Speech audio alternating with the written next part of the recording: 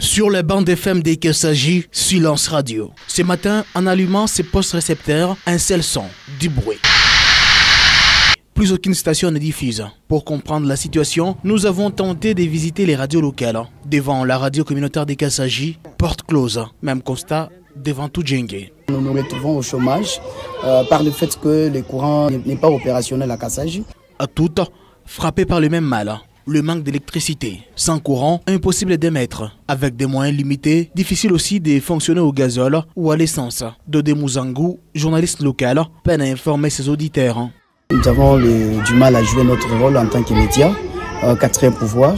Nos missions ne sont pas beaucoup plus atteintes par le fait que nous avons un problème du courant électrique. Même situation pour Sajim Bavou, journaliste. Aujourd'hui, il se retrouve sans antenne. Un chômage forcé pour de nombreux professionnels des médias. Ils utilisent soit les panneaux avec batterie, soit ils utilisent les panneaux solaires pour se procurer de l'énergie et émettre. Vous savez, ça ne permet pas à bien fonctionner, à fonctionner correctement, donc c'est faute d'énergie. Soit il y en a d'autres qui utilisent les dynamos, et en utilisant les dynamos, vous vous rendez compte qu'il faut du carburant à tout moment. Et le carburant coûte cher alors que les radios s'autosuffisent de quelques communiqués.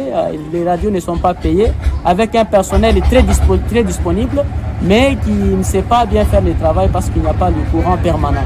Avec les radios réduites au silence, la population des Kasaji vit au rythme des rumeurs. Seuls les réseaux sociaux apportent les nouvelles, mais leur fiabilité reste incertaine. Ce n'est pas comme dans d'autres cieux à Kolwezi, à Lubumbashi, à Likasi, là où il y a un courant permanent, même si c'est avec des lestages, mais du moins l'information passe. Mais ici à Kasaji, il faut qu'on puisse recourir à des méthodes un peu traditionnelles.